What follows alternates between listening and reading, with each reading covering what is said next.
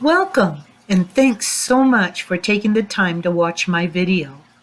As in all the videos in Tarot My Way series, this video may have a bit of a different perspective than some of the other tarot enthusiasts. In this video, I will identify 3 of the most common types of tarot seekers I have encountered and what motivated their search. I'm Pandora, and I just wanted to introduce myself. I was born to be an earth mystic, pagan, cosmic witch, and a bit of a rebel. So that's who I am. Now, why do I do this? I want to share something personal with you. In my life path, I hit a rough patch and battled alcohol and drug addiction. Through my pagan path and an anonymous 12-step program, I have been sober and clean for many, many decades. I now lead a life I never thought I could have in my wildest dreams. Yet, in January 2021, I contracted COVID. Being a high-risk host, it nearly took my life. It certainly gave me a wake-up call. All who know me know I live pretty much off the grid. So when Deity called me to share the content of my magical books and my tarot system, I thought I had lost my mind. Yet, here I am. I hope this will be my legacy to those who care to view my musings. But keep in mind, the methods I use may be a bit unconventional, if not downright controversial. I hope you will hear me out. Take what you can use and just leave the rest. How about hopping on the back of my broom and let's take a journey to one of my secret places. Now, before I begin to share the 3 types of tarot seekers I've identified, I'd like to brush quickly up on the principles I'm always harping on in my videos, just in case there's people who haven't seen any before. All humans will graduate from Earth School at the time of their death. The soul will ascend to another realm at the time of its human's death. I muse a lot on the mysteries of tarot. As far as the tarot goes, I envision its inception began with our ancestors. Let's picture this. At the end of each day, our ancestors are sitting around the campfire before bed. They're discussing and they're pondering the miracles of their day's events and also planning ahead for their tomorrow. Since pictures tell a much better story, they are sharing and drawing images and symbols on the ground, the rocks, the walls, anywhere that will help them in their discussions. Their children and their children's children would also benefit from this. Their futures would become the past that new futures are built upon. They base their lives on the consistency of cycles. Cycles like day and night, the tides of the water, the seasons, and understanding life mysteries such as birth, life, death, and transformation. It is my belief, in my mind, this is where the history of the tarot cards originated. It just irks me to no end the thought that tarot began as a deck of playing cards and was then transformed into tarot. It's such a disservice to such a magical and spiritual beginning of such a magical tool. I have elected to believe in the history of the tarot cards as Tarot My Way. I feel it honors our ancestors and supports my personal philosophy that tarot is a spiritual way of life based upon nature, its cycles of birth, life, death, and transformation, and that we are the descendants of ancestors whom the universe continues to watch over.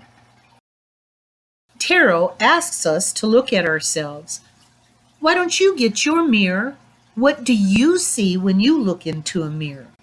You are the culmination of your ancestors. Their blood runs through your veins.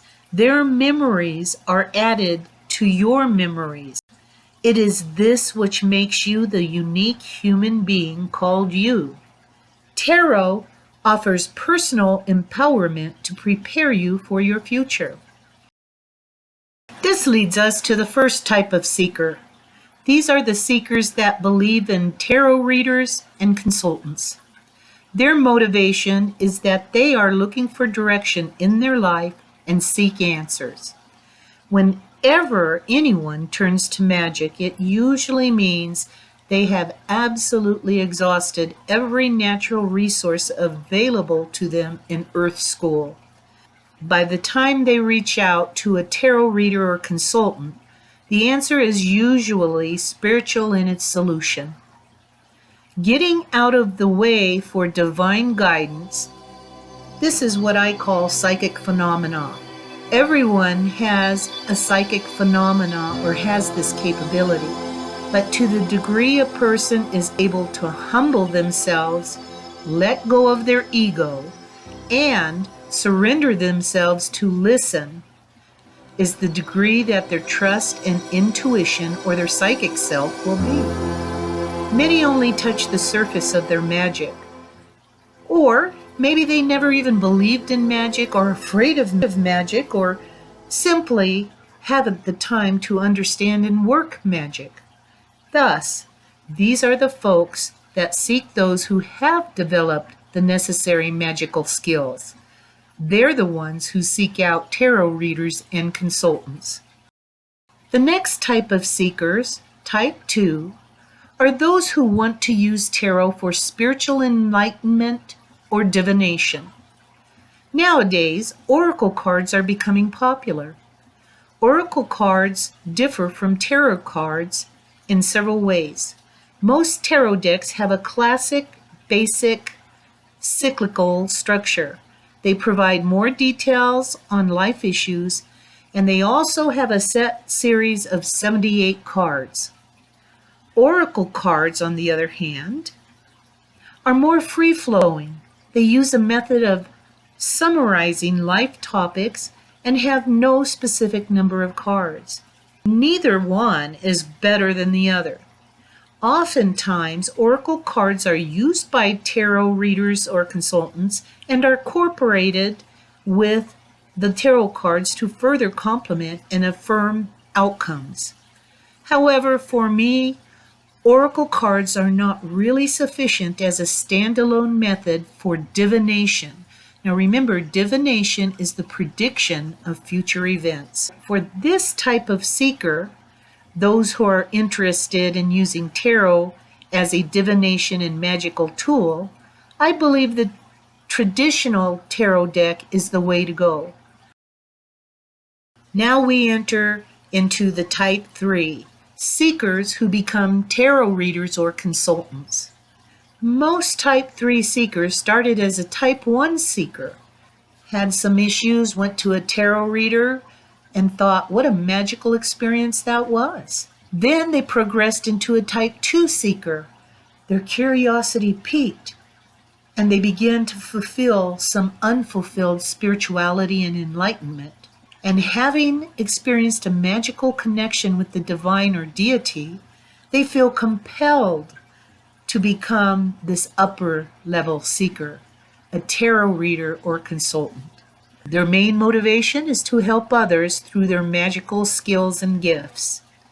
True tarot readers and consultants operate from a realm of magical intuition and divine inspiration. Ultimately, a good tarot reader or consultant is always humble. They keep themselves spiritually fit and maintain their relationship and communication not only with their tarot cards, but with a deity or divine inspiration. This is the reason why I'm not of the mindset that tarot may be learned in a few hours or days. Tarot readers and consultants act as a transformer in other people's lives.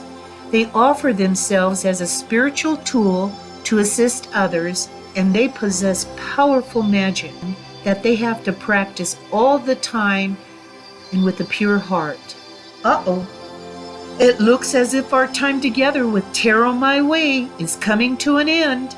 So don't miss a single video I've made because you make it so exciting to share my adventures with you. Don't forget to subscribe and hit the like button. So long!